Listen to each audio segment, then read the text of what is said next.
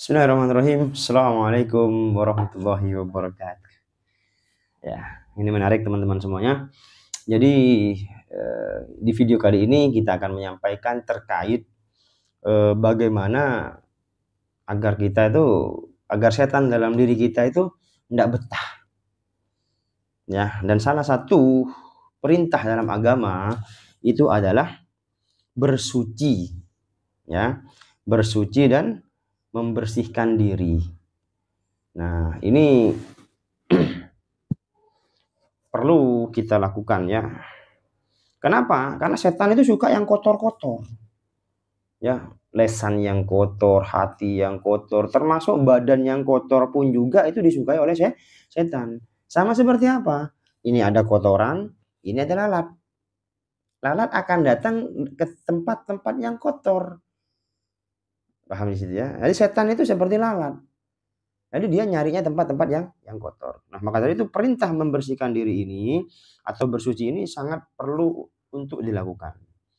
Yang pertama, ya, kita bacakan hadisnya dari riwayat At-Tabrani.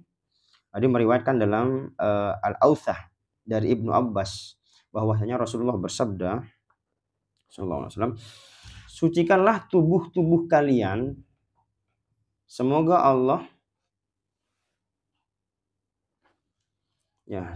Allah menyucikan kalian. Karena sesungguhnya tidaklah seorang hamba tidur di malam hari keadaan suci, melainkan seorang malaikat akan bersamanya sepanjang malam pada rambutnya. Dan tidaklah hamba tersebut berbalik dalam tidurnya sesaat di waktu malam kecuali malaikat berdoa, ya Allah, ampunilah hambamu karena sesungguhnya ia tidur malam dalam keadaan suci." Wah, ini artinya apa? Kita dianjurkan berwudu sebelum tidur. Kenapa? Manfaatnya besar. Ya, malaikat nanti akan datang, ya, dan ketika kita bolak-balik ya, sederhana, kita tidur nih, kita bolak, kita balik ya. Nah, di situ malaikat mendoakan, ya Allah ampunilah hambamu. Sederhana. Ya kan? Berwudu sebelum tidur itu mengundang ridho Allah, mengundang keridhaan Allah Subhanahu wa taala. Maka dari itu, nah ini kita lakukan mulai sekarang. Ya, mulailah berwudu sebelum tidur, ya kan. Karena apa? Karena malaikat datang dan akan mendoakan kita ketika kita bolak-balik. Kita nggak sadar, kita sedang tidur, kita sirep mungkin ya. Mungkin kita ngiler ya, tapi kita kalau kondisi berwudu kita bolak-balik itu didoakan oleh malaikat. Masya Allah. Hadis kedua, ya, dari Al-Bazzar, ya, meriwayatkan dari Ibnu Abbas radhiyallahu anhu dari Nabi Shallallahu alaihi wasallam bersabda, ada 3 orang yang tidak didekati oleh para malaikat. Ya. Yang pertama orang yang junub, ya. Yang kedua orang yang sedang mabuk, dan yang ketiga orang yang memakai wangi-wangian. Ya. Jadi orang yang memakai wangi-wangian haluk. Jadi haluk itu tidak nyaman baunya gitu. Salah satu jenis parfum. Nah, di sini teman-teman semuanya, jadi kalau malaikat udah nggak datang, maka yang datang siapa? Setan.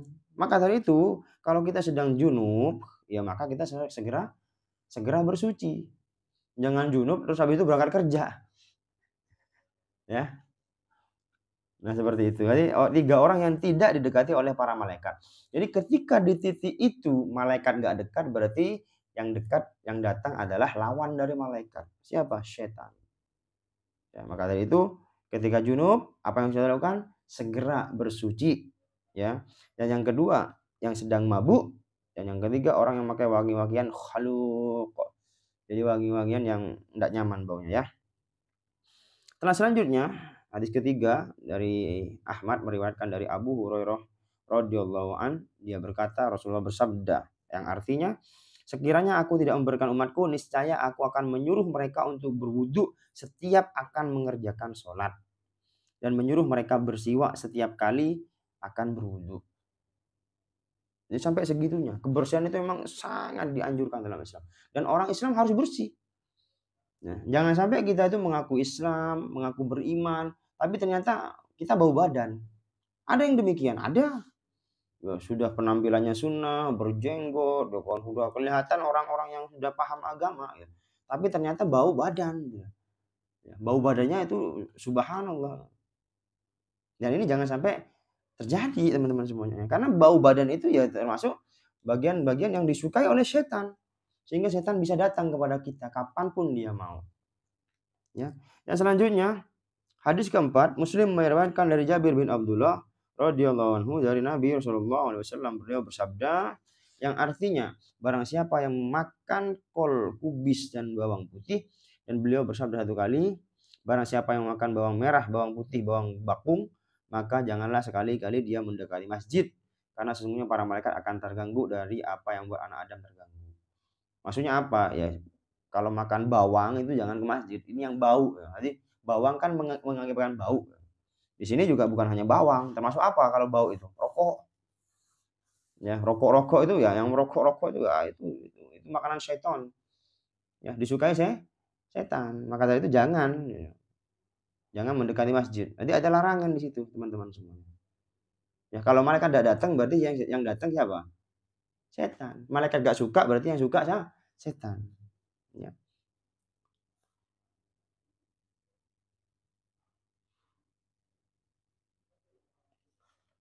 Dan selanjutnya, ya, hadis yang kelima, ya kan, dari At-Tabrani di dalam Al-Awsah, Al-Hakim meriwayatkan dari Bakar bin Ma'iz, dia berkata yang artinya, aku mendengar Abdullah bin Yazid menceritakan sebuah hadis dari Nabi Shallallahu alaihi wasallam bersabda, jangan sampai air kencing tergenang di dalam bak air dalam rumah.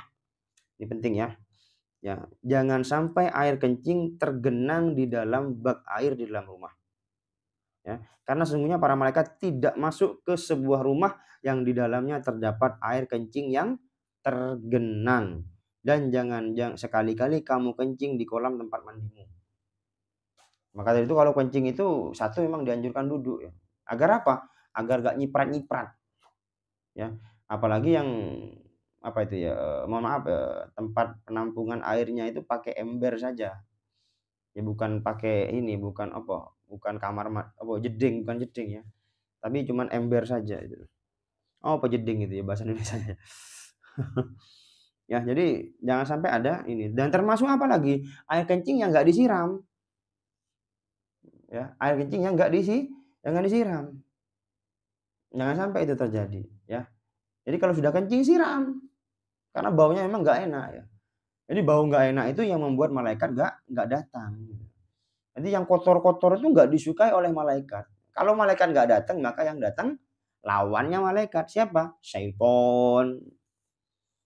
Nah, ya, ini ya adalah hal-hal yang kita harus lakukan agar apa? Agar setan nggak suka, ya, nggak betah tinggal dalam diri kita. Ya, begitu teman-teman semuanya ya. Semoga bermanfaat. Insyaallah kita akan bertemu lagi di video selanjutnya. Barakallahu fiik. Assalamualaikum warahmatullahi wabarakatuh.